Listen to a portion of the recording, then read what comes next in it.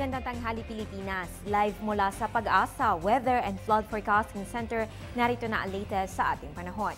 Good news mga kababayan, walang kahit anumang weather disturbance na namamataan sa loob ng Philippine Area of Responsibility ngayong Miyerkules. Kaya tara't alamin kung ano ang pagtaya ng pag-asa sa iba't ibang lungsod ng Pilipinas.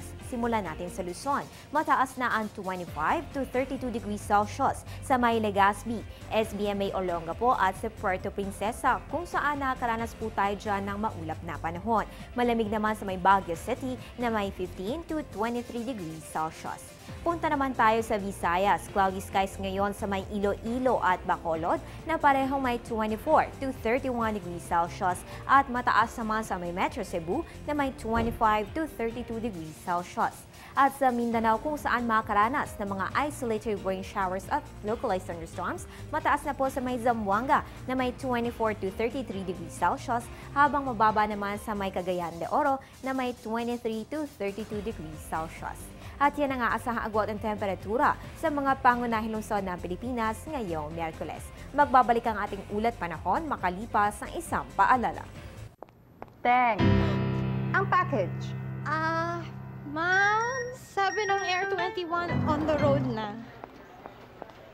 Ano, Teng? Ang package. Ma'am, sabi ng Air 21 na receive na. Okay, very good. Basta padala, sagot ka ng Air 21. May real-time delivery updates via text para worry-free ka. Teng, ang package, napadala mo na? Yes, ma'am, sa Air 21. Sa Air 21, sagot ko, padala mo! Magnitude 7.2 ang yumanig sa ating mga kababayan sa Bohol kahapon. Ano nga ba ang epekto ng ganito kalakas na paglindol base sa intensity na naramdaman ng ating mga kababayan? Alamin natin sa napapanahong kaalaman.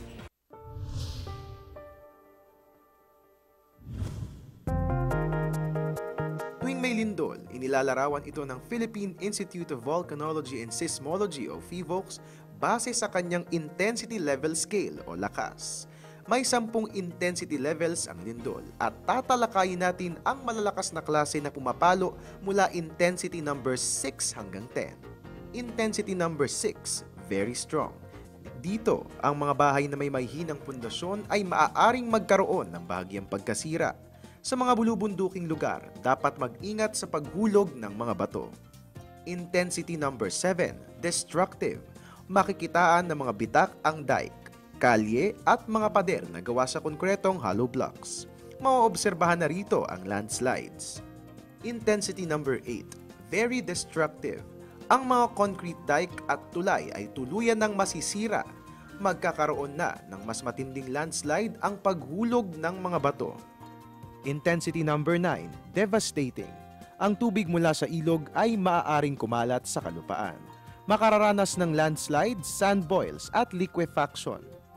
At intensity number 10, completely devastating. Dito makararanas ng malawakang pagkasira ng mga istruktura, landslides at uplifting landforms.